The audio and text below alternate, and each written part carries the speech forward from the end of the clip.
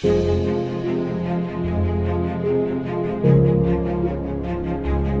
Hello and welcome guys, ये है part number 2 और इसमें आज हम जानेंगे प्रोजेक्ट लाइफ साइकिल क्या होता है और उसके फेजेस क्या होते हैं। ठीक है, तो प्रोजेक्ट लाइफ साइकिल क्या है? Project life cycle the sequence of phases that a project goes through from start to finish. भैया जैसे लाइफ साइकिल सुनते क्या ख्याल आता है कि शुरुआत से लेके अंत तक, जैसे हम लोग इंसान हैं, हमारा बर्थ हुआ, फिर हम जवान होंगे, मतलब थोड़ा शरारत करेंगे, बच्चे की वाली उम्र आएगी, बचपना आएगा, फिर जवानी आएगी, फिर बुढ़ापा आएगा, फिर हम मर जाएंगे, है ना। इसी तरह से जानवर होते हैं, जैसे तितली उतली हो गई तो क्या होता है, मेढक हो गया, पहले अंडे से निकलते हैं, फिर लार्वा, प्यूपा, तो ये तो जैसे वो लाइफ साइकिल होती है। In the same way project की एक लाइफ साइकिल होती है, क्या उनमें 5 स्टेप हैं, उन सबको हम अच्छे से समझेंगे। तो जो जैसे from starting to ending, start to finish is known as project life cycle. तो प्रोजेक्ट की जिंदगी क्या है, कैसे आगे बढ़ता है। ठीक है, देखो phases of a project life cycle, 5 phases होते हैं, 5 साइकिल होती हैं। नंबर 1 क्या है? Project initiation. नाम से क्या लग रहा है? प्रोजेक्ट इनिशिएट हो रहा, शुरू करने जा रहे हैं। तो शुरुआत में क्या करनी होती है? ओपनिंग पॉइंट इसको बोला जाता है, या कह लो स्टार्टिंग ऑफ द प्रोजेक्ट। दोनों चीज समझ गए। Defining the purpose and scope of the project. तो यहाँ पे हम डिफाइन करते हैं कि इस प्रोजेक्ट का क्या पर्पज होगा और क्या स्कोप है। ठीक है, फिर third point justification for undertaking it, कि भाई हम ये प्रोजेक्ट क्यों कर रहे हैं। तो सेम वही ऊपर वाला point. Solution to be implemented, क्या सॉल्यूशन निकलेगा। ठीक है, क्या सॉल्यूशन इम्प्लीमेंट करना है। नेक्स्ट है रिक्रूटमेंट ऑफ प्रोजेक्ट टीम। इसी में हम प्रोजेक्ट टीम को रिक्रूट करते हैं, जो भिन्न भिन्न प्रकार के प्राणी होते हैं, मल्टी डिसिप्लिनरी टीम, उनको एकत्रित करते हैं ताकि वो हमारे प्रोजेक्ट में योगदान दे सकें। लास्ट क्या है? Phase review. देखो फेज रिव्यू ना सबके बाद लिख सकते हो, बढ़िया पॉइंट है। एक पॉइंट है कि फेज रिव्यू मतलब इन सबको लिख करके एक बार रिव्यू, जैसे होता नहीं सरकारी फॉर्म भरते हो, आता नहीं प्रीव्यू फॉर्म, तो वही सेम फेज रिव्यू। ठीक, इस फेज का रिव्यू कर रहे हैं हम। इसमें फेज रिव्यू होगा, इसमें फेज रिव्यू होगा, सब में होगा, 5 में फेज रिव्यू होगा, बट लास्ट पॉइंट, ठीक है, शुरुआत में मत कर देना। देखो प्रोजेक्ट प्लानिंग सेकंड है। अब देखो पहला इनिशिएट तो हो गया, अब प्लानिंग करेंगे। प्लानिंग में क्या होता है? Creation of PMP. पीएमपी क्या है? Project management plan. तो अब इसमें हम एक प्रोजेक्ट मैनेजमेंट प्लान बनाते हैं एक कॉपी पे, जिसमें क्या, देखो प्रोजेक्ट मैनेजमेंट प्लान में क्या होता है? हाउ, क्या, कब, हाउ मतलब क्या, कहाँ, ठीक है, हाउ, व्हेन, कब, एंड व्हाट, क्या। ठीक है, तो ये चीज़ें, मतलब हाउ का मतलब कैसे होता है भाई, थोड़ा उल्टा सीधा हो जा रहा है। ठीक है, तो कैसे, कब और क्या, ये 3 चीज़ें आ जाती है उसमें। अगर ये हो गया तो, अगर ऐसे हो गया तो, ये चीज़ें आपके किसमें आ जाती हैं? प्रोजेक्ट मैनेजमेंट प्लान में। ठीक है, फिर for guidance of the team, हम इसको इसलिए बनाते हैं ताकि हम भी जानते रहें, साथ ही साथ हमारी टीम को भी गाइडेंस मिल सके कि हमको क्या अचीव करना है। Define the required skills of development team. तो हम यहाँ पे स्किल्स को भी डिफाइन करते हैं, मतलब लोगों को काम असाइन करते हैं, कह सकते हो, जिसके पास जैसी स्किल है हम उसका सही इस्तेमाल करते हैं। नॉन लेबर रिसोर्सेज को हम डिफाइन करते हैं कि भाई मतलब मैन पावर के अलावा हमें और क्या चीज़ों की रिक्वायरमेंट है। मशीन हो गया, इक्विपमेंट हो गया, मसाला हो गया, तसला हो गया, ठीक है, ये चीज़ें। फिर रिस्क प्लान्स, क्या क्या रिस्क प्लान है भैया? बारिश आई, घर बन रहा है, कहीं घर बह तो नहीं जाएगा, तो ये चीज़ें हो गई। Detailed action items and milestone. तो यहाँ पे एकदम प्लान को एकदम लिखना है पेपर में, बताना है सबको, और माइलस्टोन की इतने टाइम में ये चीज़ अचीव कर लेना है। ठीक है, चलो थर्ड पॉइंट पे आ जाओ, प्रोजेक्ट एग्जीक्यूशन। तो नाम से क्या लग रहा है? प्रोजेक्ट एग्जीक्यूट होना शुरू हो गया। अभी तक तो बातें पेपर में थी, बातें हमारे ख्यालों में थी, बट अब बातें एक्चुअली एक्शन होने जा रही हैं, है ना। Putting the project plan into action, समझ गए। Assigning task and resources to team members. तो भैया हमने ऑलरेडी प्लानिंग तो कर ली थी, अब हमने कहा भैया जो जो काम मिला है तुम्हें, चलो शुरू हो जाओ तुरंत। ठीक है, managing the team and day to day project activity. तो यहाँ पे हम टीम को भी मैनेज करते हैं, खाने पीने का भी ख्याल रखते हैं, और डे टू डे एक्टिविटी जो भी होनी है, जैसे खाना खाना है, आराम करना है, बीड़ी हो गया, है ना, माचिस बीड़ी, ये सब चीज़ें भी हम उनको प्रोवाइड कराते हैं। Executing task according to schedule and budget. तो भैया काम समय के साथ और बजट के हिसाब से होना चाहिए, इस चीज़ का भी हम ख्याल रखते हैं, एग्जीक्यूट करते हैं। फिर communicating progress to stakeholders, तो हम जो प्रोग्रेस हो चुकी है वो हम बताते रहते हैं, हाँ भैया इतना काम हो गया है, हाँ भैया इतना काम हो गया है, भैया गृह प्रवेश की तैयारी करो, नहीं तो समझ गए ना ऐसे। चलो आ जाओ चौथे फेज पे, जो कि है मॉनिटरिंग एंड कंट्रोलिंग। तो नाम से क्या लग रहा है, प्रोजेक्ट को हम मॉनिटर करेंगे और कंट्रोल करेंगे। भाई एग्जीक्यूट तो हो गया है, काम चल रहा है, मशीन चल रही है, अब हमें देखना है मशीन में कोई खराबी तो नहीं है, मशीन में कहाँ तेल की रिक्वायरमेंट, यही सब करना है। In the same way tracking progress, हमने काम शुरू करवा दिया घर बनने का, तो हम उसकी प्रोग्रेस को ट्रैक करेंगे, ठीक है। फिर क्या है, identifying deviations and making adjustment to keep project on track. तो हम जो है डिविएशंस को देख रहे हैं कि भाई जो हमने बजट में लिखा था, जो हमने प्लान में लिखा था, उससे कितना अलग जा रहा है प्रोजेक्ट, उसको कैसे लाइन पे लाया जाए, ये चीज़ें आ जाती हैं आपकी इसमें। Comparing actual progress against the project plan, तो भैया जो हमने लिखा था ख्यालों में प्लस पन्ने पे, उसको हम कंपेयर करते हैं, भाई इतना काम इतने तारीख तक लिखा था बट इससे तो कम काम हुआ है, तो कैसे चलेगा, ठीक है। लास्ट पॉइंट क्या है, आइडेंटिफाइंग एनी रिस्क और issues that could impact the project, तो यहीं पे हम रिस्क को भी आइडेंटिफाई करते हैं। काम चल रहा है, कल बारिश हुई थी, वेदर रिपोर्ट देख लेते हैं परसों क्या हाल है, तो ये चीज़ें, काम कहाँ रुकना चाहिए, कैसे रुकना चाहिए, सारी चीज़ें हम यहाँ देख लेते हैं। चलो नेक्स्ट आओगे, इसी में है अभी कंटिन्यूड है कि documenting progress and changes made through out the project life cycle. तो यहाँ पे फिर वही डॉक्यूमेंट कर रहे हैं प्रोग्रेस को, कितनी प्रोग्रेस हुई है, कितना लिखा था उसको उसी के बगल लिख रहे हैं, 2 कॉलम बना लिए, ये हमने सोचा था ये हुआ है, तो हम यहाँ पे ये सोचा ऑलरेडी लिखा है क्योंकि प्लानिंग के टाइम लिखा था, जो हुआ है उसको लिख रहे हैं यहाँ पे, ठीक है। ये हो गया इस पॉइंट का मतलब। Reporting progress to stakeholders, again same point कि फ़ोन करके बता रहे हैं भैया, ठीक है। अब 5वां पॉइंट है project closer and evaluation, formally completing the project and evaluating its success. तो अब यहाँ पे प्रोजेक्ट आपका कंप्लीट हो जाता है, क्योंकि जब काम हो गया, कंप्लीट हो गया, तो कंप्लीट हो गया, और अब हम सक्सेस देख रहे हैं, इवेल्युएट कर रहे हैं, भाई कितना सक्सेसफुल हुआ, जितना सोचे थे उतना, कितना निगेटिव पॉइंट हुआ, सब कुछ जानेंगे। डिलीवरिंग द फाइनल प्रोडक्ट और सर्विस, इसमें जब फाइनल प्रोडक्ट आ जाए, सर्विस आ जाए, तो यही हमारा क्या होता है, क्लोजर, ठीक है। Evaluating project success against goals और ऑब्जेक्टिव्स, तो ये इवेल्युएशन का पॉइंट हो गया कि हम प्रोजेक्ट के सक्सेस को मैच कर रहे हैं अपने गोल और ऑब्जेक्टिव्स से, भाई इतना हुआ, फेलियर को भी मैच कर रहे हैं, सीख रहे हैं दोनों से, ठीक है। Identifying lessons learn from the project, ठीक है, सक्सेस और फेलियर दोनों से जो हम लेसन सीख रहे हैं उनको भी हम ध्यान में रखते हैं। Documenting lessons learn from for future project, तो जो सीखा है उसको एक कॉपी में लिख लिया, ताकि जो अगला प्रोजेक्ट हो उसमें हम ये गलतियां ना करें, या फिर जो यहाँ से हमें एडवांटेज मिला उसको वहाँ यूज करके टाइम को कम करें, ठीक है, ये चीज़ें। Conducting a final project review with stakeholders, तो ये प्रोजेक्ट रिव्यू आपका इसमें हो गया, और स्टेक होल्डर्स के साथ बातचीत, ठीक है। Formally closing the project and releasing resources, तो भैया जो काम वाम करने लोग आए हैं उनको छोड़ो, जाओ भैया काम कंप्लीट हो गया, आप लोगों के साथ रह के बहुत अच्छा लगा। तो भैया अगर आप नए हो तो आपको तो हम जाने नहीं देंगे, ठीक है, आपको रुकना है, आप रहोगे हमारे साथ जब तक हम हैं तब तक, क्या कहें भैया, अब आप लोग हमारे हो, हम आपको नहीं जाने दे सकते, ठीक है, इन लोग को जाने दो। चलो अब एग्जाम्पल समझा देता हूँ आपको, 2 मिनट और दो। देखो भैया हमने क्या कहा, construction of a community health centre in rural India, तो CHC क्या होता है, एक अस्पताल टाइप का होता है छोटा सा, ठीक है। तो हमें रूरल इंडिया किसी गांव में एक अस्पताल खोलना है, तो नंबर 1 क्या है, प्रोजेक्ट इनिशिएशन। तो हमने पहले दिमाग में क्या लाया कि कैसे शुरू होगा, ठीक है। जैसे कि हमने पर्पस डिफाइड किया कि लोगों को भाई समस्या होती है, जो हॉस्पिटल है वो काफ़ी दूर है ना, तो एक CHC यहाँ खोल देते हैं। स्कोप क्या है, लोगों को यहाँ इलाज मिल पाएगा, फ्री में इलाज मिल पाएगा। फिर जस्टिफिकेशन फॉर अंडरटेकिंग, हम क्यों खोल रहे हैं, लोगों का भला हो। फिर सॉल्यूशन टू बी इम्प्लीमेंटेड, क्या होना चाहिए, दवाइयाँ आनी चाहिए, बेड आने चाहिए, मतलब समझ लो कि वो क्या, जो वो बेड बोलते हैं, प्लस इमरजेंसी वार्ड वगैरह, ये सारी चीज़ें होनी चाहिए। रिक्रूटमेंट ऑफ प्रोजेक्ट टीम, तो हम यहाँ पे सबको बुलाते हैं, भैया कैसे कंस्ट्रक्ट करना है, सब चीज़ बताओ हमें आके। फेज रिव्यू समझ गए।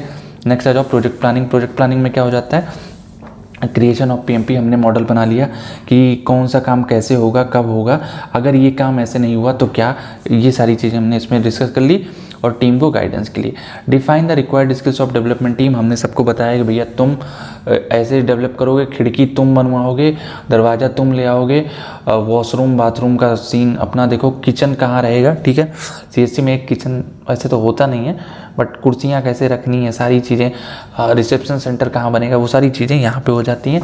नॉन लेबर रिसोर्सेज भी लाते हैं, जैसे मशीन हो गया एंड अदर सोर्सेज, क्योंकि वहाँ पे जैसे कि पेड़ पौधे भी रहने चाहिए, साथ ही साथ कोई नुकसानदायक चीज़ें ना हो, ठीक है।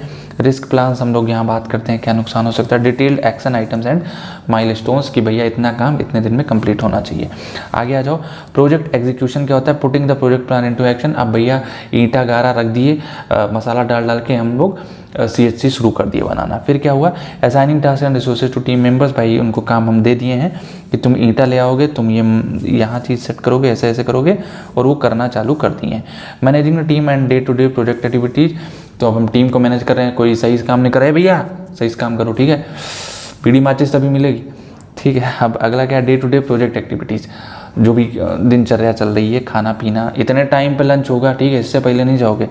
फिर executing task according to schedule and budget, तो अब टास्क को हमें एग्जीक्यूट करना है, जो भी हमारा बजट है उसके हिसाब से, ठीक है।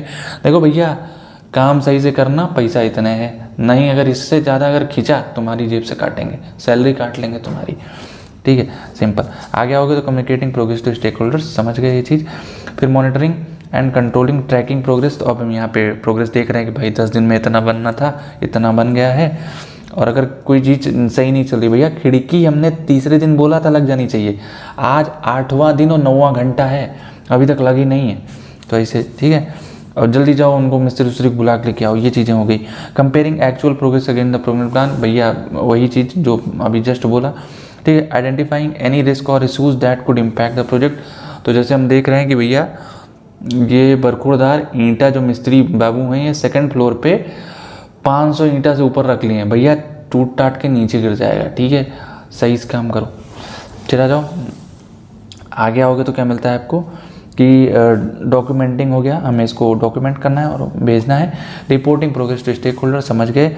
अब भैया बन के तैयार हो गया, तो हम क्या कर रहे हैं, प्रोजेक्ट कंप्लीट हो गया, उसकी सक्सेस देख रहे हैं, भाई इतने टाइम में बोले थे बनने को, बन गया है, अच्छा है, ठीक है। फिर डिलीवरिंग द फाइनल प्रोजेक्ट और सर्विस, तो हम क्या करते हैं कि फाइनल प्रोडक्ट जो कि हमारा CSC बन के तैयार हो गया है, ऊपर झंडा लगा दिए, सामुदायिक स्वास्थ्य केंद्र हिंदी में लिख दिए, सिंपल सिंपल सिंपल, ठीक है। Evaluating project success against goals और ऑब्जेक्टिव्स, तो हमने ये देखा कि भैया कितने टाइम में कितना सोचा था, हुआ सब मिलाए। आइडेंटिफाइंग, अब हम उससे पार्ट सीख रहे हैं, इसमें भी हम उस पार्ट को लिख रहे हैं ताकि हम फ्यूचर में अगर कहीं और CSC बनाएं तो उसमें इस चीज़ का फ़ायदा उठा सकें। Conducting a final project review with stakeholders, हमने प्रोजेक्ट को वहाँ पे प्रस्तुत किया और सारी चीज़ें। फिर लास्ट ही क्या है हमारा, formally closing the project and releasing resources, सबको बोला भैया काम हो गया, अब यहाँ पे अपना इलाज करवाने आना, काम करने नहीं आना, ठीक है। That's it, thank you so much, मिलते हैं आपसे नेक्स्ट टॉपिक पे। तो चलो अगला टॉपिक पे आते हैं। अगला टॉपिक हमारा असेसमेंट ऑफ वायबिलिटी। तो वायबिलिटी होता क्या है भैया, the ability to live, grow and develop, मतलब सस्टेनेबल समझ लो, ठीक है, कि आप रह सको, ग्रो कर सको, डेवलप कर सको। कंपनी के टर्म में बोले तो ऐसी कंपनी जो प्रैक्टिकेबल हो, मतलब प्रैक्टिकली पॉसिबल हो, है ना, कि अगर वो चल रही है तो सस्टेन करेगी, लॉन्ग टर्म में चलेगी या नहीं चलेगी, ऑल दोज थिंग्स, ठीक है। So the viability of a project ensures project under study should be viable in all respects and terms। मतलब ये कि जो प्रोजेक्ट है हमारा, जैसे मान लो कोई भी कंपनी है, कोई भी एक प्रोजेक्ट हम लोग रन कर रहे हैं, कि ये प्रोजेक्ट ओपन होता है, क्लोज होगा, सब कुछ, तो उस प्रोजेक्ट की जो वायबिलिटी है वो कैसे चेक की जाती है, कि उस प्रोजेक्ट जब हम स्टडी करें तो उसकी जो मतलब कि हर रेस्पेक्ट में वो प्रैक्टिकली पॉसिबल हो, ये ना हो कि हम दिमाग में ख्याली पुलाव पकाते रहें, वो चीज़ ना हो, ठीक है। Assessment of viability involves market, देखो ये कैसे करेंगे, जैसे कोई भी प्रोजेक्ट है तो उस पर 4 चीज़ों पे आपको ध्यान देना है। पहला मार्केट एनालिसिस, तो एसेसिबिलिटी ऑफ वायबिलिटी इन्वॉल्व्स, पहला स्टेप मार्केट एनालिसिस। अब ये आप सोचोगे भाई मार्केट एनालिसिस होती क्या है, कि मार्केट एनालिसिस में ये समझ लो, देखो मैंने नीचे लिख रखा है, अगर मार्केट वायबिलिटी पे आओगे तो देखो concentration on customer behaviour, location and characteristics, मतलब कि जो प्रोडक्ट आप लॉन्च करने जा रहे हो, जिस चीज़ की आपकी कंपनी है, प्रोजेक्ट जो रन कर रहे हो, उसका जो बेनिफिट आएगा वो कस्टमर पे कैसे अफेक्ट कर रहा है, क्या वो कस्टमर पे फोकस्ड है या नहीं, उसके बिहेवियर को आपने स्टडी किया है कि नहीं। भाई जैसे कहीं कहीं आप देखो, अगर आप महंगा सामान बेचोगे तो इंडिया में वैसी मार्केट नहीं है महंगे सामान की, पर वही फॉरेन में बेचने जाओगे, यहाँ के 10 रुपये की चीज़ वहाँ 100 रुपये में अगर बेचोगे लोग ले लेंगे, है ना। वहाँ की समझ लो कि अगर कोई चार्जेस आप 10 रुपये में बना रहे हो तो यहाँ 12 में बेचोगे तो चल जाएगी। आप सोचो 120 में बेचो तो नहीं चलेगी, है ना। ये चीज़ें, फिर लोकेशन, बिहेवियर, फिर कैरेक्टरिस्टिक्स, ये सारी चीज़ें आ गई। अब सेकंड क्या हमारा फाइनेंशियल एनालिसिस। फाइनेंशियल एनालिसिस क्या होता है, नाम से क्या लग रहा है, पैसे रुपए की बात होगी। तो इसमें क्या है, funds procurement, requirement and rate of return, मतलब कि सबसे पहले फंड्स कहाँ से आएगा, रिक्वायरमेंट, कितने फंड्स की रिक्वायरमेंट है, दूसरा फंड्स कहाँ से आएगा, और तीसरा क्या है कि रिटर्न होगा कि नहीं होगा। जैसे कहते हैं ना कि इन्वेस्टर अगर आएगा किसी भी कंपनी में तो उसका एग्जिट भी तो मांगता है ना वो, कि हमारा एग्जिट कैसे होगा, तो वो चीज़ कहाँ से हम लोग दे पाएंगे, ये चीज़ें भी हमें ध्यान में रखना है।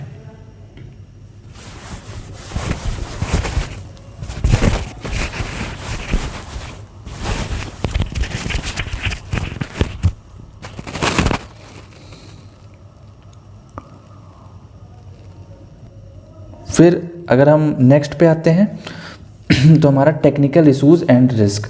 तो टेक्निकल इशूज़ मतलब जो भी प्रोजेक्ट है हमारा, जो उसमें हम कुछ मैन्युफैक्चर कर रहे हैं, प्लान बना रहे हैं, उसमें टेक्निकल इशूज़ ना है। देखो टेक्निकल इशूज़ क्या है, feasibility of the product technically. अब feasibility of the product technically में क्या क्या हो सकता है, देखो प्रोडक्ट की स्पेसिफिकेशन हो सकते हैं, फीचर्स हो सकते हैं, यूजेस हो सकते हैं, उसके बेनिफिट्स हो सकते हैं, उसमें जो जो चीज़ें यूज़ कर रहे हैं वो सारी चीज़ें भी आ जाती हैं।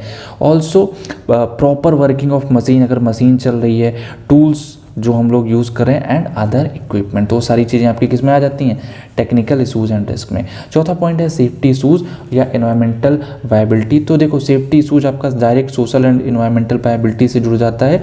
यहाँ पे relationship of the society and project, मतलब जैसे आप कोई प्रोजेक्ट या फिर कंपनी ओपन करने जा रहे हो, क्या वो समाज के ऊपर अच्छा इंडिकेशन देगा या नहीं।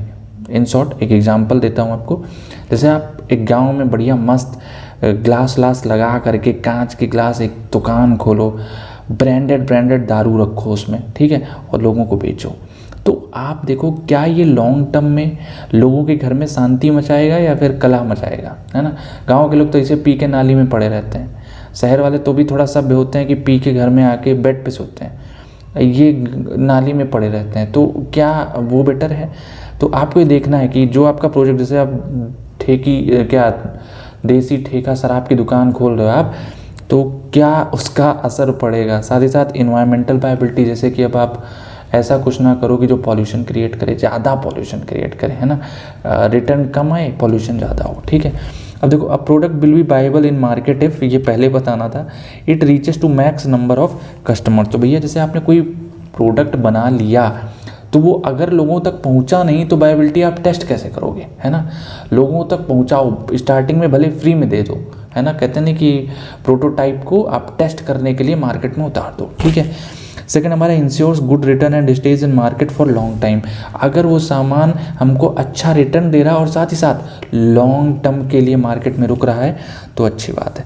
And ensures future growth. तो आई होप सो आपको इतना समझ में आ गया होगा। चलिए आगे बढ़ते हैं, और आगे देखोगे अगर आप तो आपको कुछ टॉपिक्स और मिलेंगे। सो पांचवा पॉइंट हमारा क्या है, reasons for failure of a project. तो भैया जैसे लोग प्रोजेक्ट स्टार्ट करते हैं, कंपनी स्टार्ट करते हैं, तो प्रोजेक्ट का सबसे बड़ा कॉज क्या होता है फेलियर का, है ना। नंबर 1 है अनक्लियर ऑब्जेक्टिव्स, मतलब कि आपका ऑब्जेक्टिव क्लियर ही नहीं है। मतलब आप बोलिए भाई यार मुझे इंडिया की नंबर 1 कंपनी बनना है। कौन सी कंपनी भाई, वो तो भी नहीं सोचा, सोच ले भाई। अच्छा सोच लिया, मान लो कोई कंपनी सोचा, भाई देखना मैं ऐसे करूँगा, वैसे करूँगा, ऐसे करूँगा, और एक दिन देखना तुम, ठीक है। सेकंड क्या हमारा अनरियलिस्टिक एक्सपेक्टेशन। इसमें खास तौर से ये होता है ना भाई, एक कपड़ा मैं बनाऊँगा 100 रुपये का, ठीक है, मार्केट में उसमें ऊपर लिख दूंगा गुच्ची, जारा, नाइकी, प्यूमा। और उसको मार्केट में उतार दूंगा, लोग पागल हो जाएंगे, सोचेंगे भाई ओरिजिनल कॉपी, और मैं 1 लाख में बेचूंगा, 100 रुपये की टी शर्ट बना के 1 लाख।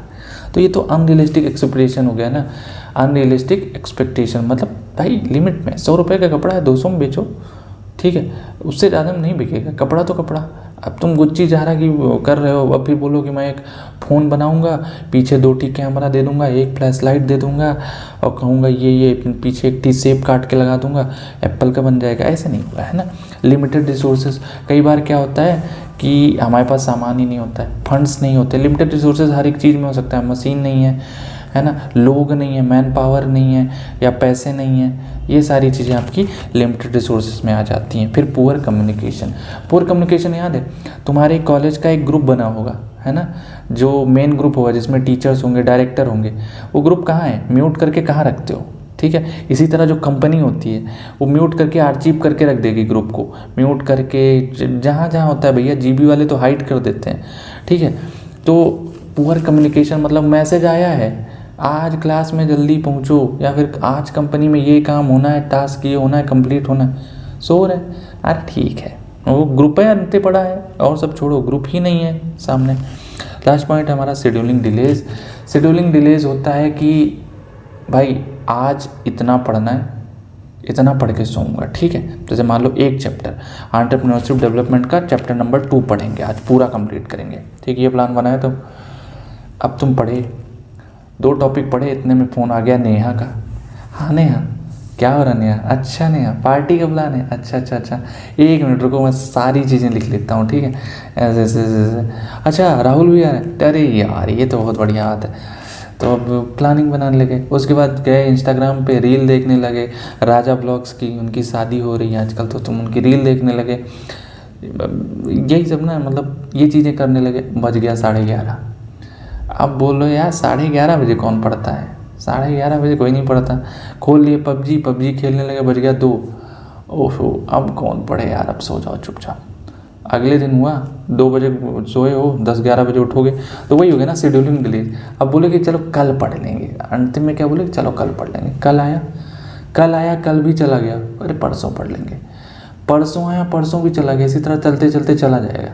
एग्ज़ाम वाले दिन पहुँचोगे, उस दिन बोलोगे आज तो पढ़ना ही है, आज भैया कुछ नहीं है, ठीक है। तो वही चीज़ होगा शेड्यूलिंग डिलीट, मतलब डिले को डिले करो, है ना, कि कल पढ़ेंगे परसों पढ़ेंगे, एंड प्रोजेक्ट के केस में कल करेंगे परसों करेंगे, इस चीज़ को मतलब ये अगर ये हमारा टारगेट नहीं अचीव हो पाया तो नेक्स्ट वीक अचीव करेंगे, नेक्स्ट वीक भी नहीं हो पाया तो नेक्स्ट वीक अचीव करेंगे। तो ये चीज़ें फेलियर ऑफ अ प्रोजेक्ट की बहुत मुख्यतः कारण है, ठीक है। चलो आ जाओ देख लेते हैं अगला टॉपिक। भैया इग्नोरेंट है, बहुत इम्पॉर्टेंट हो सकता है पर अभी तो कह नहीं सकते, तो अगर पूरी यूनिट कवरअप कर रहे हो तो बेस्ट ऑफ लक, कर लो इसको भी, ठीक है। चलिए जानते हैं क्या होता है project formulation and various stages of project formulation. तो नाम से क्या लग रहा है, प्रोजेक्ट को फॉर्मुलेट करना। क्या होता है, the systematic development of a project idea for arriving at an investment decisions. मतलब भैया कि आप सब कुछ इकट्ठा कर रहे हो, सिस्टमैटिक डेवलप कर रहे हो प्रोजेक्ट आइडिया को, किस लिए, इन्वेस्टर से पैसा उठाने के लिए। शार्क टैंक में जाओगे जहाँ 4-5 शार्क बैठे रहेंगे, भैया हमारा ये आइडिया है, मतलब हम काम भी कर रहे हैं ऐसा, वहाँ तो भैया मतलब डेवलप्ड बिजनेस जाते हैं, पर ऐसा तुम इन्वेस्टर से स्टार्टिंग में भी फंड रेज कर सकते हो। अब शार्क टैंक नहीं मिलेगा, कहीं अलग से भी उठा सकते हो, शार्क टैंक में भी जाते हैं, बूट स्ट्रैप लोग जाते हैं, ठीक है। It includes all the costs involved in various projects for purpose of comparative study. तो भैया इसमें सारे कॉस्ट इन्वॉल्व होते हैं जो कि तुम्हारे प्रोजेक्ट्स के लिए इंपॉर्टेंट हैं, ताकि उनको ना हम लोग इस ऐसे स्टडी कर सकें कि हम कंपेयर करके स्टडी कर सकें, भैया ये कॉस्ट ऐसा, ये कॉस्ट ऐसा, ठीक है। ऑल्सो इंक्लूड्स फाइनेंशियल स्टेटमेंट, तो जैसे फाइनेंशियल स्टेटमेंट हो गया, फाइनेंशियल रिक्वायरमेंट हो गया, कैश फ्लोज हो गए, ये सारी चीज़ें आपकी किस में लिखी होती हैं, प्रोजेक्ट फॉर्मुलेशन में आ जाएंगी, प्रोजेक्ट रिपोर्ट के अंदर आ जाती हैं।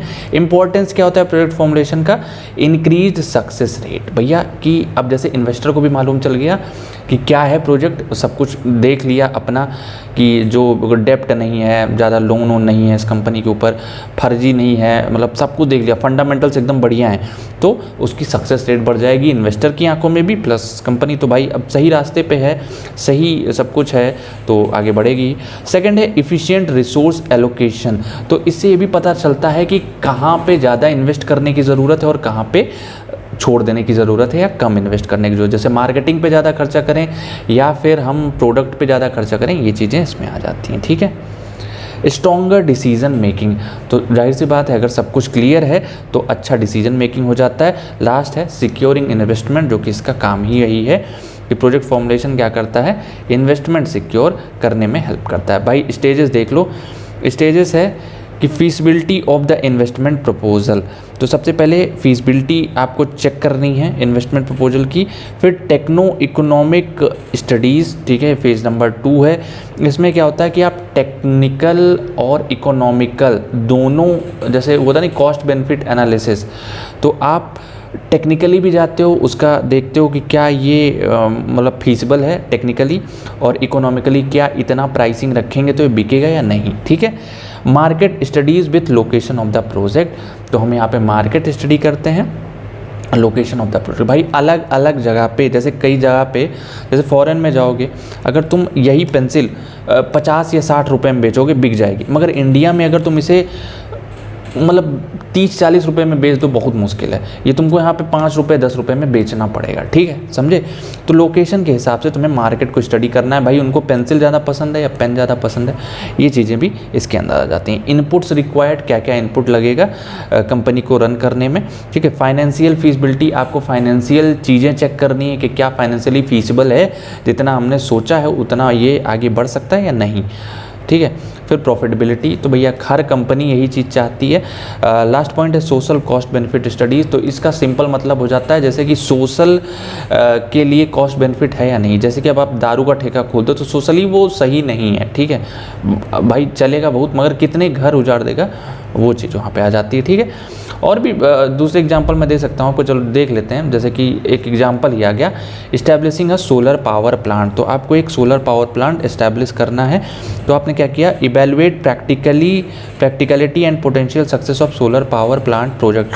तो आप ऐसा प्रैक्टिकलिटी सोचो कि भाई क्या एक्चुअल में लाइट की रिक्वायरमेंट है, इलेक्ट्रिसिटी की रिक्वायरमेंट है, फिर potential success of solar power plant project क्या सक्सेसफुल होगा। भाई जैसे कि अब आप गाँव में लगा दो और गाँव वाले बोले नहीं हम नहीं करेंगे, हमको मोदी सरकार देती है, तो क्या करोगे, तो वही चीज़ ना, आप वहाँ पे पैसा नहीं निकाल पाओगे। सेकंड क्या है, analysing cost and benefits of solar technology, तो भैया ये जो सेकंड पॉइंट था हमारा टेक्नो इकोनॉमिक स्टडीज़, क्या हुआ यहाँ पे हमने क्या किया कि एनालाइजिंग कॉस्ट, हमने पैसा देखा कि निकलेगा कि नहीं निकलेगा, और क्या फ़ायदे हैं सोलर टेक्नोलॉजी के या नहीं है यहाँ पे, मतलब यहाँ पे फ़ायदे हैं कि नहीं। ठीक है, जैसे ऐसी जगह होंगी जहाँ पे मान लो इलेक्ट्रिसिटी की रिक्वायरमेंट ही नहीं, लोगों को बोल रहा नहीं भैया हमारा 300 यूनिट में हो जाता है, तो वहाँ तुम सोलर पावर प्लांट लगा के करोगे भी, क्यों कहेंगे भैया लाइट भी आती है, क्यों ले हम आपकी इलेक्ट्रिसिटी, समझे।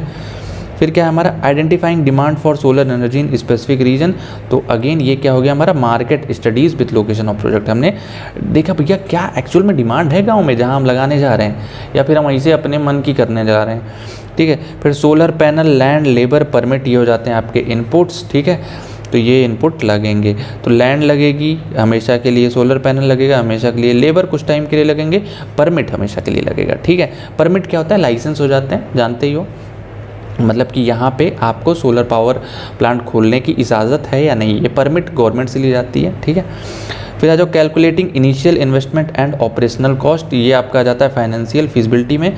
आपने इनिशियल, भाई सोलर पैनल इतने महंगे होते हैं ना कि किडनी के साथ साथ गुर्दा भी बिक जाएगा, तो याद रखना है चीज़। ठीक है, और ऑपरेशनल कॉस्ट, भैया ऑपरेशनल कॉस्ट भी तो लगेगा, कन्वर्टर तो का इन्वर्टर पिन्वर्टर जो भी लगे वो भी लगाओगे तुम। फिर क्या है, estimating revenue from selling generating electricity, generated हो जाएगा यहाँ पे। ठीक है, जनरेटेड इलेक्ट्रिसिटी, तो आप ये देखो ना प्रॉफिटेबिलिटी है कि नहीं, भैया आप रेवेन्यू चेक करो कि जब हम लाइट को बेचेंगे तो क्या हमें रेवेन्यू होगा या नहीं। लास्ट के हमारा evaluating environmental impact and community benefits, तो ये आ जाता है इसमें, मतलब कि आप ये देखो कि इन्वायरमेंटल इम्पैक्ट क्या है, भाई अब धुआं हुआ नहीं है ना, कोयला से नहीं बना रहे तो धुआं सुआं नहीं है, तो बहुत अच्छा इम्पैक्ट करेगा, और साथ ही साथ कम्युनिटी को बेनिफिट भी होगा। ठीक है, ये रहा भैया लास्ट, देख लेना इसको। ठीक है, हम दिखा नहीं पाए, भूल गए। चलो अब आगे बढ़ते हैं, और आगे देखो सो अगला टॉपिक है हमारा methods of collection of information. तो भैया बहुत ही इंपॉर्टेंट टॉपिक है, ठीक है, इंपॉर्टेंट टॉपिक है तो कर लो चिंदी क्वेश्चन, ठीक है। तो क्या है, gathering large amount of information before starting any enterprise is essential. तो भैया कोई भी इंटरप्राइज खोलने से पहले बहुत ज़्यादा अमाउंट में इंफॉर्मेशन लेने की ज़रूरत है। क्यों? क्योंकि अगर आप जानोगे नहीं, अंधाधुंध बिजनेस कर लोगे तो बिजनेस फ्लॉप होना भी बाएं हाथ का खेल है, चुटकियों का खेल है, ठीक है। तो हेल्प्स इन डिसीजन मेकिंग, भैया आपको डिसीजन मेकिंग में हेल्प करेगा, बहुत सारी इन्फॉर्मेशन रहेगी। तो various sources of collecting data, तो ये समझ गए ना कि जब भी आप कोई इंटरप्राइज खोलने जा रहे हो तो आपको इन्फॉर्मेशन लेना है। इन्फॉर्मेशन कैसे हो गई?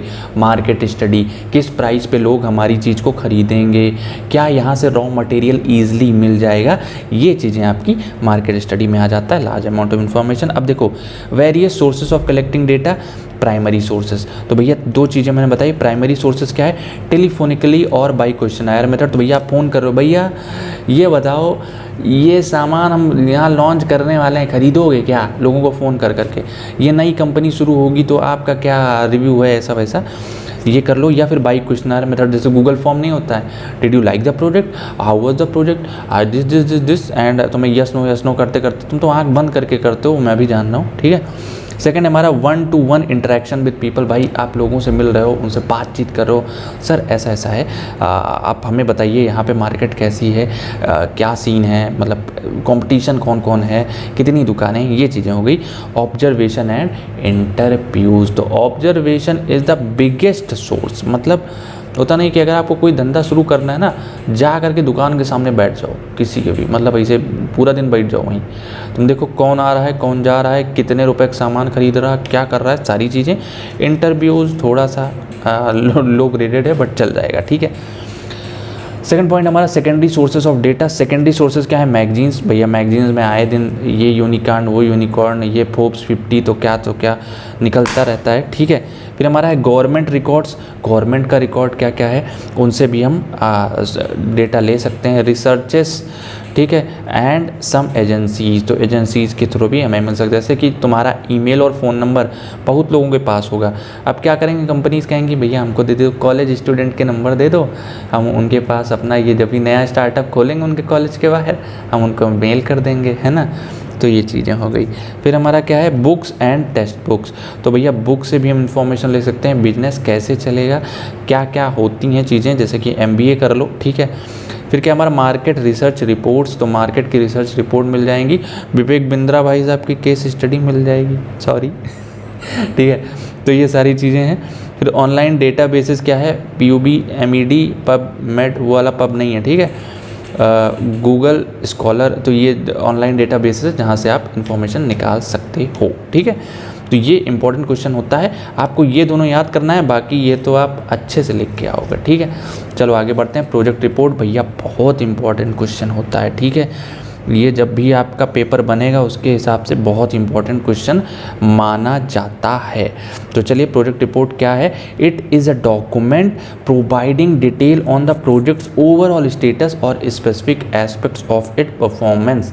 नाम से क्या लग रहा है, प्रोजेक्ट की रिपोर्ट। प्रोजेक्ट क्या होता है, प्रोजेक्ट होता है जब आप किसी भी चीज़ को जैसे एक्चुअल में शुरू करते हो या शुरू करने के लिए आइडिया बनाते हो, दोनों चीज़ों में भी आपको प्रोजेक्ट की ज़रूरत पड़ेगी, प्रोजेक्ट रिपोर्ट की। सबसे पहले प्रोजेक्ट रिपोर्ट बनता है, तब प्रोजेक्ट बनती है, बीच बीच में भी प्रोजेक्ट रिपोर्ट बनती रहती है, ठीक है। देखो ये एक ऐसा डॉक्यूमेंट है, सबसे पहली चीज़ डॉक्यूमेंट है जो क्या बताता है, प्रोजेक्ट के ओवरऑल स्टेटस के बारे में बताता है, प्रोजेक्ट कैसा परफॉर्म कर रहा है, ठीक है, ये भी बताता है, और specific aspects of it performance, समझ गए। फिर a good project report should contain, ये भैया ऐसे जोड़ के आएगा क्वेश्चन, ध्यान से। इसमें क्या क्या होता है, लैंड एंड बिल्डिंग रिक्वायर्ड, तो सबसे पहली चीज़ क्या है, लैंड और बिल्डिंग रिक्वायर्ड, कि भैया कहाँ पे बनेगा, कितनी ज़मीन रिक्वायरमेंट है, कितनी बिल्डिंग, कितने माले की, कितने ताले की बनेगी हमारी बिल्डिंग, ठीक है। मैन्युफैक्चरिंग कैपेसिटी पर एनम, मतलब कि सालाना क्या कैपेसिटी होगी उसकी, है ना, ये भी चीज़ हम इसमें देखते हैं। फिर क्या हमारा मैन्युफैक्चरिंग प्रोसेस प्रोसेस कैसे होगा मैन्युफैक्चरिंग का, वो चीज़ आ जाएगा। एक्सप्लेन करके लिखना, इसे लिख के मत चले आना, ठीक है, 2-2 लाइन में चिपका देना। मैन्युफैक्चरिंग प्रोसेस क्या होता है कि किस तरीके से हमारा प्रोडक्ट तैयार होगा, मशीन लगेगी, क्या लगेगा, ठीक है। फिर machinery and equipments specification plus pricing. तो मशीनरी और इक्विपमेंट, कौन कौन सी मशीन लगेंगी, कौन कौन से इक्विपमेंट्स होंगे उसमें, उसका स्पेसिफिकेशन, कितना साइज, कितना वेट, कौन सा कलर, ये रहेगा, प्लस प्राइसिंग कितने रुपए का आएगा, ठीक है।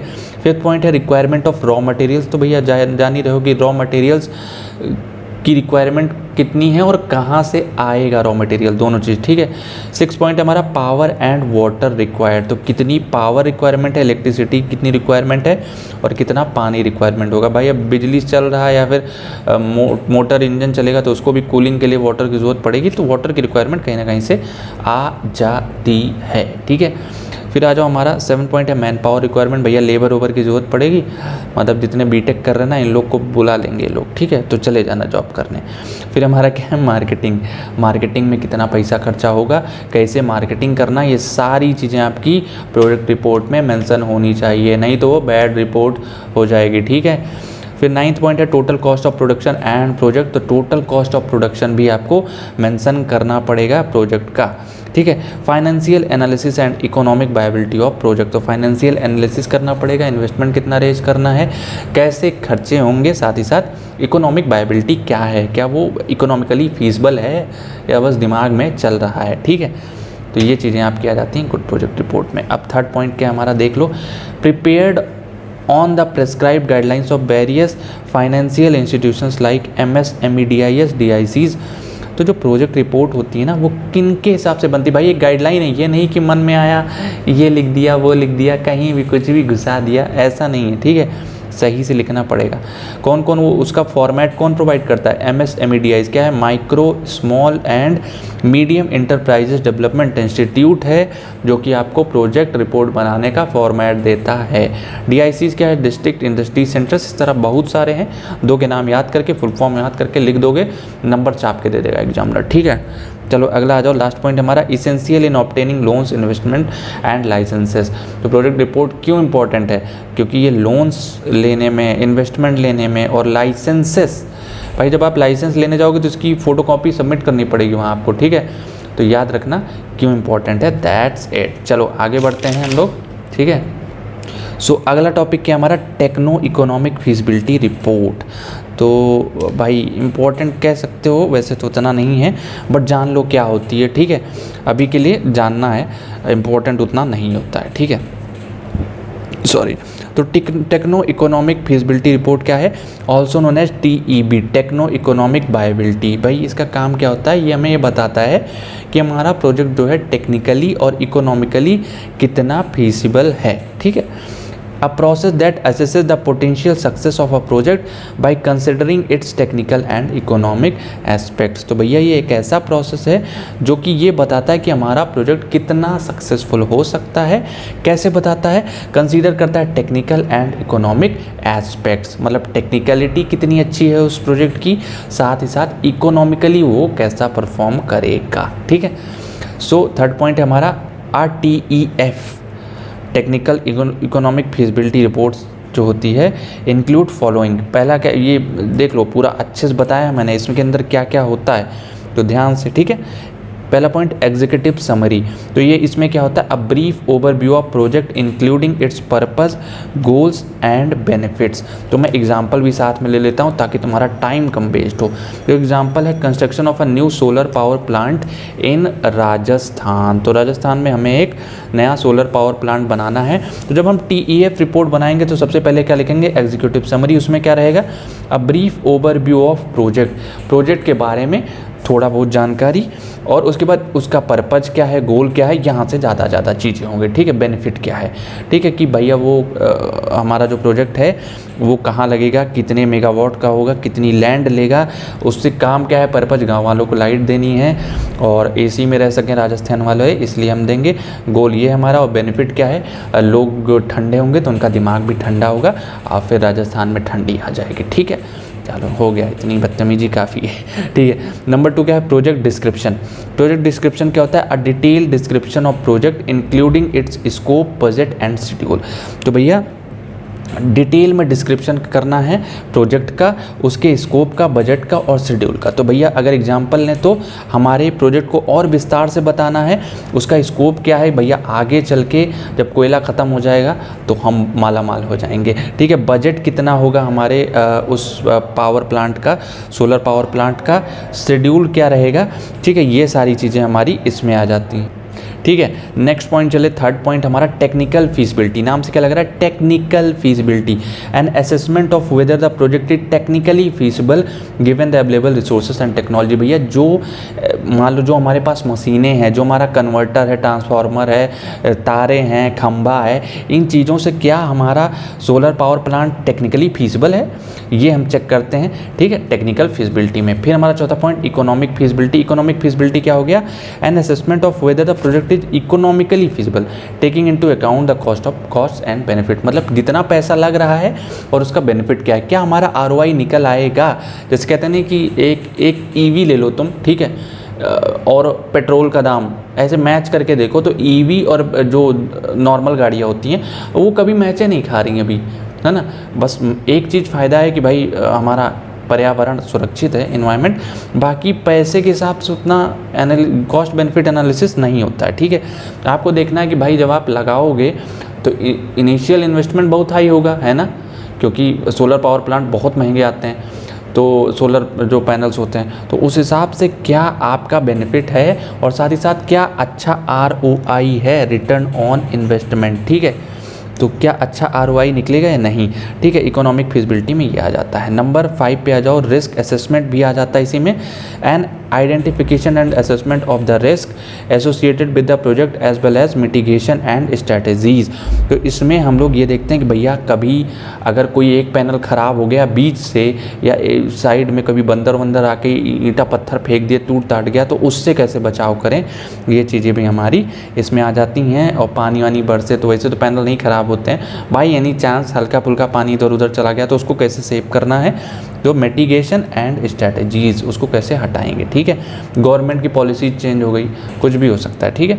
6 पॉइंट है कंक्लूजन एंड रिकमेंडेशन। तो इन सब का कंक्लूजन एंड रिकमेंडेशन होता है किसमें, लास्ट पॉइंट में, a summary of the findings of the reports and recommendations for whether और not to proceed with project. तो इसमें ये एंडिंग में यही रहता है कि भैया इस प्रोजेक्ट के साथ आपको प्रोसीड करना चाहिए या नहीं करना चाहिए, ये चीज़ आपको 6 पॉइंट में पता चलती है। एग्जाम्पल मैंने आपको समझा दिया है, दैट्स इट। आगे बढ़ते हैं और आपका मनोरंजन चालू रहेगा, ठीक है। सो इतनी सी बात है, मुझे तुमसे प्यार है, चलो जी आज साफ साफ, हाँ हो गया, ठीक है। डिफरेंस बिटवीन, ये क्वेश्चन आपका इम्पोर्टेंट हो सकता है, ठीक है। क्यों, देखो मैं बता रहा हूँ इसमें ना बहुत ही इंपॉर्टेंट चीज़ क्या है, 2 टॉपिक कवर अप हो जाएंगे तुम्हारे। देखो पहला क्या है, focus determining feasibility of project that is possible to do easily. मज़ा नहीं आ रहा है यार, मज़ा नहीं आ रहा है, ये क्या करें, चलो इसको हटाते हैं, ठीक है, काट दिया मैंने। आपके लिए हम बढ़िया से कुछ लेके आते हैं, ठीक है। ये लो भैया आपके लिए पार्टी, ये हम लेके आए हैं आपके लिए, क्या बढ़िया सा आंसर बनाए हैं यार, क्योंकि उसमें मज़ा नहीं आ रहा था। हम कहें आप लोगों को जितना बढ़िया दे दिया जाए ना उतना मज़ा आएगा, तो भैया आपके लिए बढ़िया है। अगर हमारी मेहनत इतनी है कि हम एक आंसर को 2 बार लिख रहे हैं, तो आपकी भी रिस्पॉन्सिबिलिटी है वीडियो को लाइक करके अपने दोस्तों के साथ शेयर करना, साथ ही साथ नीचे एक कमेंट लिखना पड़ेगा आपको, ठीक है। तुमको एंटरप्रेन्योरशिप डेवलपमेंट की कसम है, लिखो, ठीक है। चलो आगे बढ़ते हैं, तो हमारा ये क्वेश्चन आ जाता है। अब इसमें क्या है, कैसे है, वो चीज़ें हम लोग देखेंगे। इम्पोर्टेंट क्वेश्चन होता है, ठीक है। तो भैया क्या है, फीचर देख लो, पर्पज। फिजिबिलिटी रिपोर्ट का क्या होता है, assess the viability of project, मतलब प्रोजेक्ट की वायबिलिटी को चेक करता है। वायबिलिटी क्या होता है कि प्रोजेक्ट एक्चुअली में ग्रोथ है, पॉसिबल है, ये चीज़ें आपके आ जाती हैं फिजिबिलिटी रिपोर्ट में, ठीक है। फिर क्या है, documents all aspects of project. Project report में सब कुछ होगा, वायबिलिटी से लेके रिलायबिलिटी, रिस्पॉन्सिबिलिटी, जितनी बिलिटी हो है सब कुछ। मतलब शुरुआत से लेके आइडिया जनरेशन से लेकर के कैसे आगे बढ़ोगे, फिर बीच में भी अगर काम होता रहेगा ना वो भी प्रोजेक्ट रिपोर्ट में मेंशन होगा, मगर ये सबसे पहले होता है। अब देखो स्टेज क्या है, early stage before project approval, तो ये पहले स्टेज पे है। प्रोजेक्ट जब अप्रूव नहीं हुआ है तब भी ये हो जाएगा, ठीक है, तभी ये होगा। अब बीच में सोचो कि फिजिबिलिटी रिपोर्ट घुसा दें तो नहीं पॉसिबल है, क्योंकि इसमें क्या है later stage after project approval, जब ये हो जाता है तभी प्रोजेक्ट रिपोर्ट बनती है, ठीक है। अब आ जाओ फोकस क्या हमारा, स्वाट एनालिसिस। स्वाट क्या होता है भैया, strength weakness opportunity threat analysis, मैंने ऑलरेडी पढ़ा दिया है यूनिट 1 में, नहीं पढ़े हो तो एक बार देख लेना। बाकी शॉर्ट में बता दूं तो किसी भी चीज़ की स्ट्रेंथ वीकनेस अपॉर्चुनिटी और थ्रेट, ये एनालिसिस जब करते हो आप तो कंपनी एक अच्छे डायरेक्शन में ग्रो करती है, ठीक है। जो स्ट्रेंथ है उसको अपना लो, जो वीकनेस है उसको छोड़ दो, जो अपॉर्चुनिटी है उसके पास चले जाओ, जो थ्रेट है उससे दूर भागाओ, दैट्स इट। फिर क्या है हमारा technical detail schedule and budget, तो भैया इसमें शॉर्ट एनालिसिस होता है और इसमें टेक्निकल डिटेल्स आते हैं, शेड्यूल आता है, बजट आता है, ये चीज़ें आप किया जाती हैं प्रोजेक्ट रिपोर्ट के अंतर्गत। यहाँ पे इसके अंदर फोकस होता है इसका, ठीक है। कंटेंट क्या क्या होता है भैया फिजिबिलिटी रिपोर्ट में, तो फिजिबिलिटी रिपोर्ट में आ जाता है मार्केट एनालिसिस, फिर फाइनेंशियल प्रोजेक्शन आ जाता है, रिस्क असेसमेंट, तो ये 3 चीज़ें इसमें आ जाती हैं। इसमें क्या आता है, इंजीनियरिंग प्लान्स आता है कि कैसे डिज़ाइन होगा, ठीक है। रिसोर्स एलोकेशन, कौन से रिसोर्स कहाँ होगी, कम्युनिकेशन प्लान, कौन किसको रिपोर्ट करेगा, ठीक है। नेक्स्ट आ जाओ, कंटेंट हो गया है तो थोड़ा सा आगे बढ़ते हैं। फॉर्मेट, देखो फॉर्मेट क्या है, जो हमारा फिजिबिलिटी रिपोर्ट है वो ज़्यादा फ्लेक्सिबल होता है और इसका एक स्पेसिफिक फॉर्मेट होता है। कौन डिसाइड करता है, याद करो अभी जस्ट बताया हूँ मैंने, MSMEDI या फिर DIC, ठीक है। उसकी वजह से इसका एक स्पेसिफिक फॉर्मेट होता है, ठीक है। ये फ्लेक्सिबल उतना नहीं होगा, ठीक है। फिर ऑडियंस क्या हमारा, डिसीजन मेकर्स, तो ऑडियंस कौन कौन इनमें होते हैं, इन्वेस्टर एग्जीक्यूटिव्स, तो इन्वेस्टर फिजिबिलिटी रिपोर्ट का इन्वेस्टर जो है डिसीजन मेकर होता है। और इसमें guide project execution, project team और स्टेक होल्डर्स, तो इसमें जो ऑडियंस है वो क्या है, प्रोजेक्ट टीम या फिर स्टेक होल्डर्स, ठीक है, जिसके पास ये हमें ले जाना है, प्रस्तुत करना है, ठीक है। डिसीजन होता है अप्रूव और रिजेक्ट द प्रोजेक्ट, तो यहाँ पे जब ये प्रोजेक्ट आएगा अर्ली स्टेज है भैया, जैसे ही आपके पास फिजिबिलिटी रिपोर्ट आई आपके पास 2 चीज़ें, या तो अप्रूव कर दो या फिर रिजेक्ट कर दो, ठीक है। और यहाँ पे रिजेक्ट हो गया, ख़त्म, अब ना रहेगा बांस ना बनेगी प्रोजेक्ट रिपोर्ट। अब भैया अप्रूव हुआ तो प्रोजेक्ट रिपोर्ट बनेगी और फिर क्या होगा, guide project execution, project report बनेगी तो उसका काम क्या होता है कि आप प्रोजेक्ट के एग्जीक्यूशन को गाइड करो, ठीक है। लेंथ क्या होता है, शॉर्टर एंड कंसाइज, छोटा होता है as compare to project report. ये क्या होता है, मोर डिटेल्ड एंड कॉम्प्रिहेंसिव, तो प्रोजेक्ट रिपोर्ट ज़्यादा पन्नों की होती है, ये कम पन्नों की होती है, सिंपल, ठीक है। आगे आ जाओगे तो आपको मिलेगा कि जो रिवीजन्स है कि may be revise multiple times, तो भाई आप फिजिबिलिटी रिपोर्ट को मल्टीपल टाइम्स रिवाइज कर सकते हो। फाइनलाइज्ड बिफोर प्रोजेक्ट स्टार्ट्स, तो भैया ये प्रोजेक्ट स्टार्ट होने के पहले ही फाइनलाइज कर ली जाती है, ठीक है। तो यहाँ तक 10 पॉइंट हो जाते हैं आपको। और ये ओवरऑल जो है 11वां पॉइंट है कि इन्वेस्टिगेट एंड फॉरवर्ड लुकिंग, तो जो फिजिबिलिटी रिपोर्ट का काम होता है कि वो इन्वेस्टिगेट करती है, फॉरवर्ड लुकिंग होती है, ये इन्फॉर्मेटिव होती है एंड बैकवर्ड लुकिंग होती है, ठीक है। So that's it, I hope so आपको समझ में आया होगा। अगर आया है तो यार वीडियो को लाइक कर दो, इतनी मेहनत करते हैं आपके लिए, एक लाइक तो बनता है, ठीक है। कर चुके हो तो दोबारा मत करना, नहीं डिसलाइक हो जाएगा, ठीक है। चलो आगे बढ़ते हैं। तो भैया ये है demand analysis and it's methods, तो ये क्वेश्चन क्या है, इस क्वेश्चन में देखो क्वेश्चन मैंने एंडिंग में रखा था कि इम्पोर्टेंट है, तो एक बार देख लो, समझ लो, उसके बाद चले जाना, ठीक है। तो सब में इम्पोर्टेंट नहीं लगा रहा हूँ, नहीं बहुत लोग कमेंट करोगे सब तो इम्पोर्टेंट बता दियो, सब तो इम्पोर्टेंट बता दियो, सब नहीं है बाबू, ज़रा सब्र करो। देखो डिमांड एनालिसिस, नाम से क्या लग रहा है कि एनालिसिस ऑफ डिमांड, भाई डिमांड के बारे में पता लगाना ही डिमांड एनालिसिस होता है, ठीक है। Understanding customer desire for a product और सर्विस, तो हम कस्टमर की डिज़ायर को समझ रहे हैं, हम मार्केट में जा रहे हैं कि भैया कस्टमर को क्या चाहिए, कौन सी प्रोडक्ट चाहिए, कौन सा सर्विस चाहिए, ठीक है, किस तरह के कस्टमर हैं। अब ये देखो फ़ायदा क्या है, helps business decide what to produce, how much to produce, how to price it, तो ये बिजनेस को डिसाइड करने में हेल्प करता है कि क्या प्रोड्यूस करें।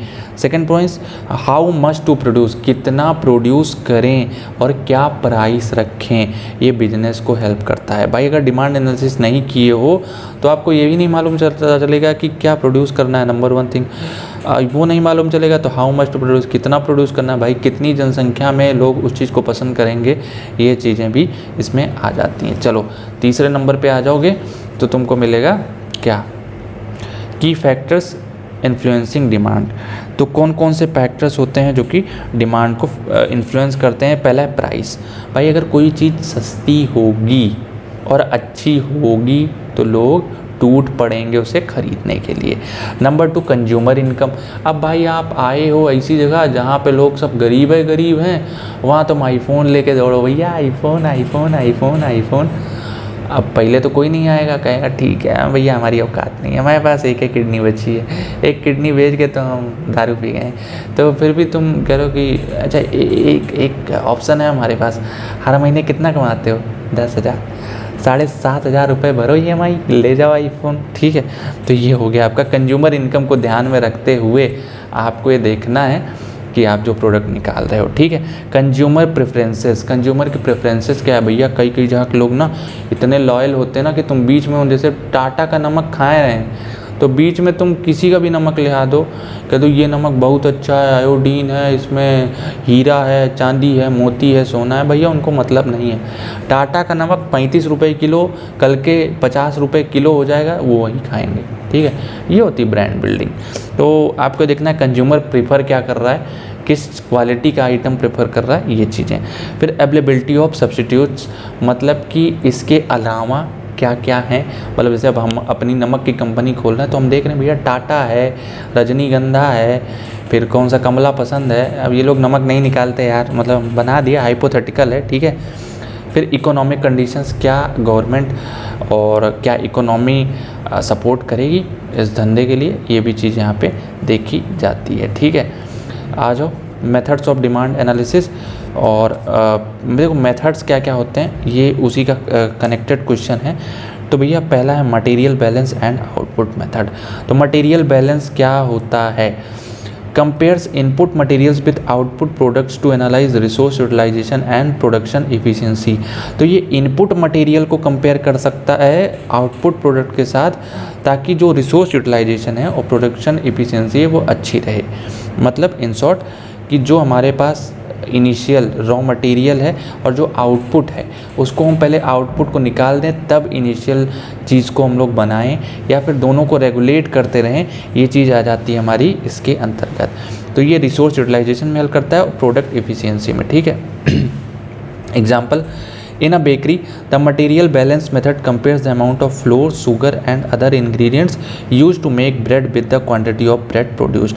तो एक बेकरी है, बेकरी में मटेरियल बैलेंस कैसे होगा कि भैया आपके पास कितना आटा है, कितनी चीनी है और अदर इंग्रेडिएंट्स कितने हैं, तो उससे आप जो ब्रेड बनाओगे with the quantity of the bread produce, कि कितना ब्रेड प्रोड्यूस हो रहा है और कितनी क्वांटिटी से प्रोड्यूस हो रहा है, कैसे प्रोड्यूस करना है कि पहले वो बिक जाए, नहीं तो ख़राब भी हो जाता है ना, ब्रेड ख़राब भी तो हो जाता है, ज़्यादा दिन नहीं चल पाता है।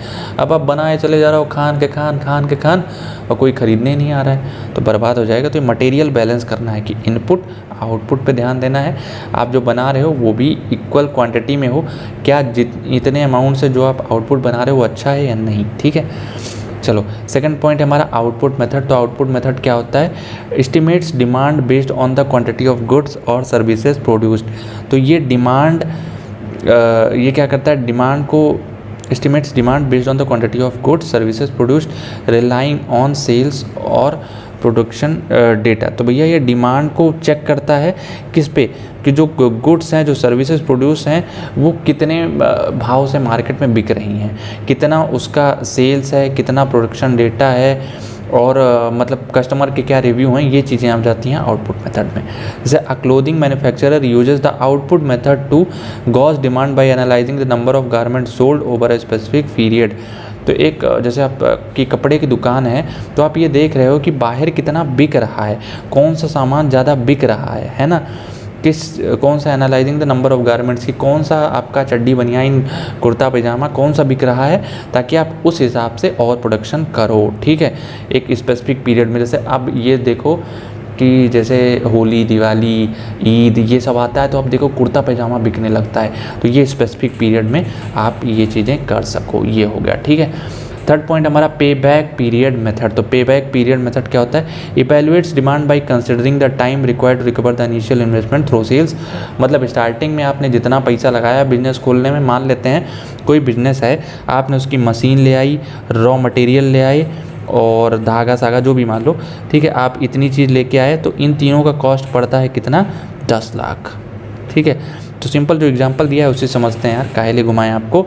अ solar panel installation project calculates the payback period to determine how long it takes to recoup the investment through energy saving और रेवेन्यू जनरेशन। तो भैया जब आप कहीं पे भी सोलर पावर प्लांट लगाने जाएंगे तो पहली चीज़ क्या है, आपको देखना है कि जो इनिशियल इन्वेस्टमेंट है, मान लो इतना हमने जो ये ख़रीदा है, ये हमको पड़ता है पूरा 10 लाख में। ठीक है, 10 लाख में हमने ख़रीदा, उसके बाद जब हमने इलेक्ट्रिसिटी प्रोड्यूस की तो थोड़ा मशीन लगी है ना, ट्रांसफार्मर हो गया, कन्वर्टर हो गया, जो चीज़ें लगी, तो ये मशीन का कॉस्ट आया हमारा 12 लाख। तो 12 10 22 लाख ये हो गया, प्लस हमने 4 लोगों को हायर किया जिनकी सैलरी थी 10,000 रुपये पर मंथ, तो ये 40,000 रुपये ये हो गया। ठीक है, तो अब आपको इन तीनों को ऐड करना है और ये डिटरमाइन करना है कि कितने टाइम में, मान लेते हैं 12 10 22 लाख 40,000। ठीक है, 22 लाख 40,000 आपका खर्चा आया, तो ये कितने दिन में निकल जाएगा।